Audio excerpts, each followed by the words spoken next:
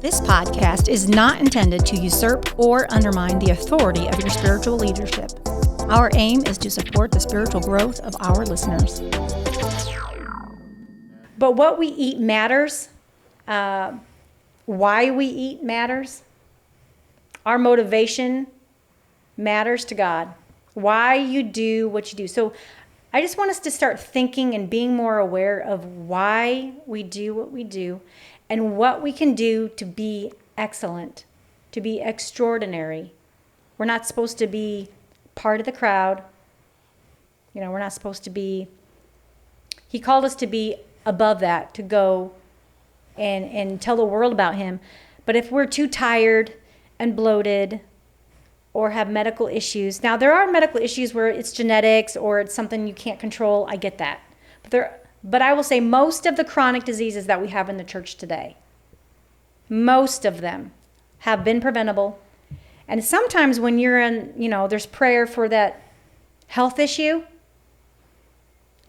Yes, there's miraculous healing, but sometimes it's just, Lord, I need to change what I'm doing, what I'm eating, what choices I'm making, so that way I can be a partner in my healing versus just waiting and waiting, because you'll be waiting a long time. Because God's like, I want you to put me first instead of food.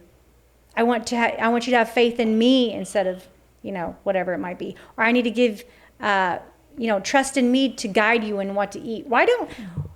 Eating is one of the biggest things. Food is you have to eat. You have to eat. You have to sleep. And those two things, and we'll talk about sleep in a later podcast, but those two things are vital to your health. And those are the two things that are ignored the most. Isn't that crazy? Eating and sleeping. But on that, as far as the eating, and a lot of times you'll hear people say, well, I'm going to die anyway. I might as well die of this. I've heard that too. But the thing is, it's not just about them.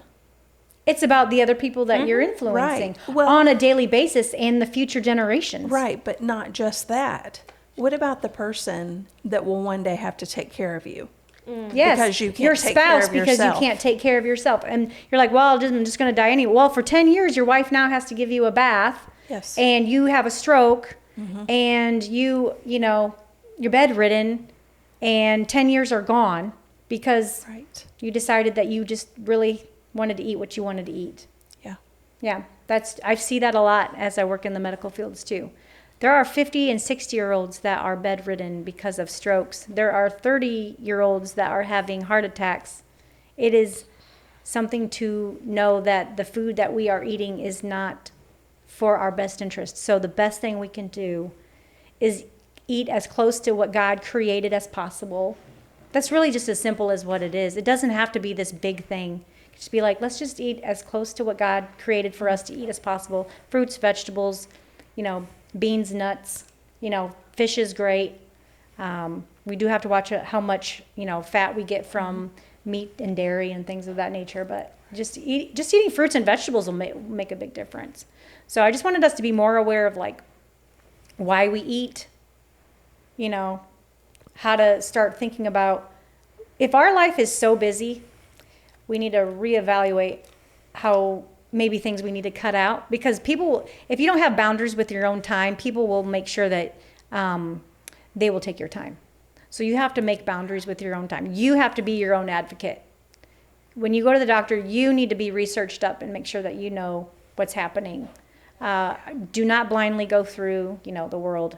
And eating and nutrition is part of that. And I think God really calls us to steward our bodies just as much as we need to steward our relationships and steward our finances. Why do you think God wants us to do all of that? Why do you think He even wants us to steward our finances and steward our bodies and steward our relationships?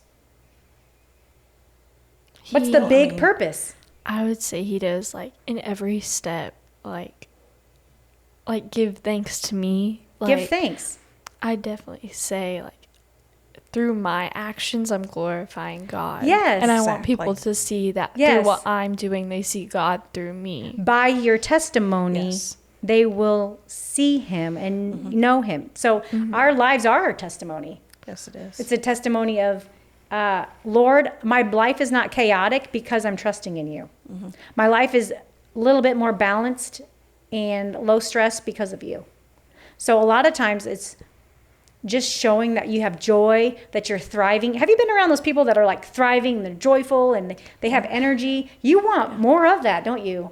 And what if they just be like, yeah, I go to the Pentecostal church over here, and it'd be like, oh, I want some of that, this is great. And that doesn't mean that everybody's like that, but but if you see somebody who's, bedridden and sick, and they're like, yeah, trust in God, and I go, then, it's really hard to want to be motivated to be like them. Right. And, as far as... not to be superficial, but we are like that. We Right. don't, it's like, I don't really want what you have, because it doesn't look like you're really living in the joy of the Lord and worshiping God with your body, But like you said, being good stewards. If we're not good stewards of our health, how can we reach this world?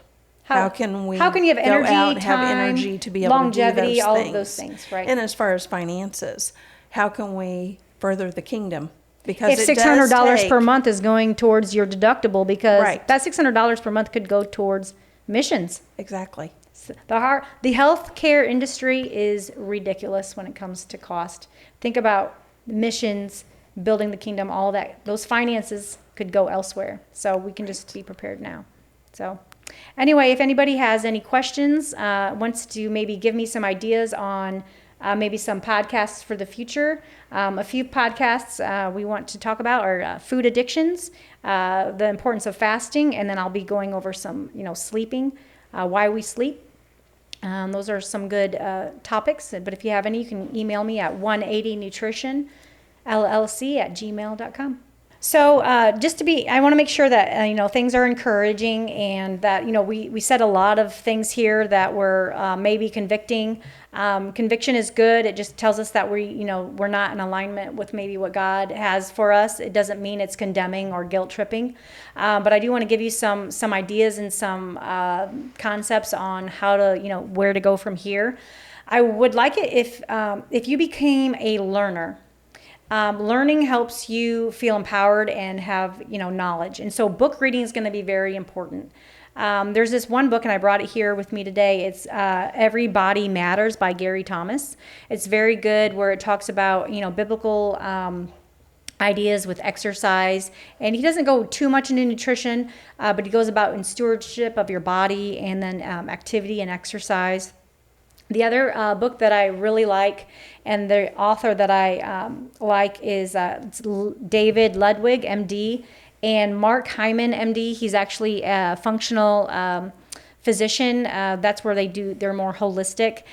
He did a foreword for this book. It's really good. It's called Always Hungry, and it's kind of addressing why we're always hungry in the United States. We're never really full. We just keep eating. So that's a good one to go after. Also, I really think that many times with stress eating and the food choices that we have, and we're go, the trouble with setting boundaries.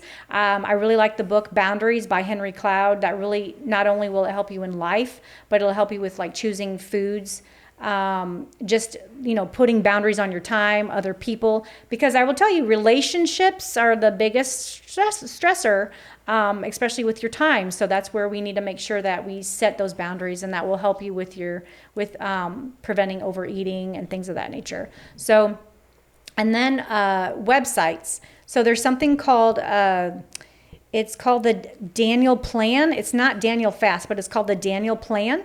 And it's with Dr. Mark Hyman and Dr. Amen. They actually have some tools on there, some eating lists, some videos.